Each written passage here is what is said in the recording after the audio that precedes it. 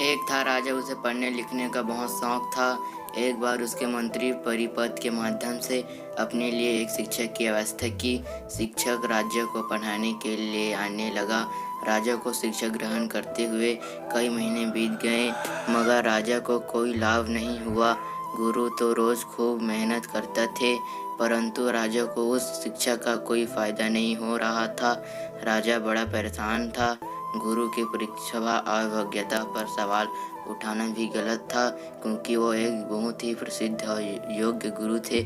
आखिर में एक दिन रानी ने राजा को सलाह दी कि राजन, आप इस सवाल का जवाब गुरु जी से ही पूछ कर देखिए। राजा ने एक दिन हिम्मत करके गुरु जी के सामने अपनी जिज्ञासा रखी।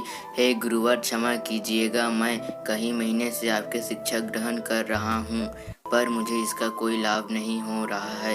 ऐसा क्यों है? गुरु जी ने बड़े ही शांत स्वर में जवाब दिया। राजन, इसका कारण बहुत ही सीधा सा है। गुरुवर, कृपा करके आप शीघ्र।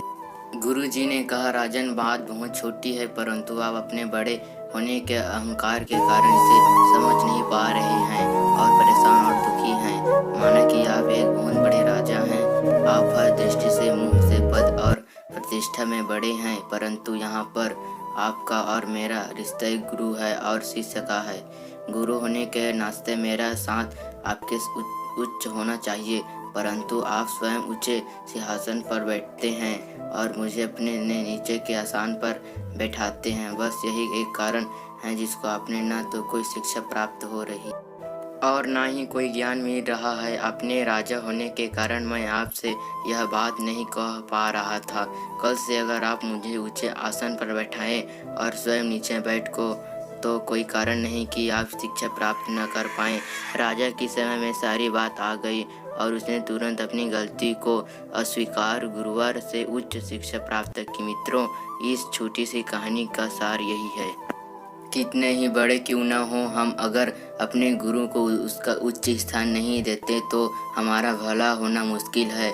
और यहाँ स्थान का अर्थ सिर्फ ऊंचा या नीचे बैठने से नहीं है। इसका अर्थ सही है कि हम अपने मन में गुरु को स्थान दे रहे हैं। यहाँ हम सही मायने में उनका सम्मान दे रहे हैं। यहाँ स्वयं ही श्रेष्ठ होने का घमंड कर रहे हैं। अगर हम अपने गुरु या शिक्षक के प्रति श्रेय भावना रखेंगे तो हमें उनके योग्यता एवं अच्छाइयाँ का कोई लाभ नहीं मिलने वाला, और अगर हम उनका आदर करेंगे, उनके महत्व देंगे, तो उनका आशीर्वाद हमें आखिर यह सहज होना जरूरी है।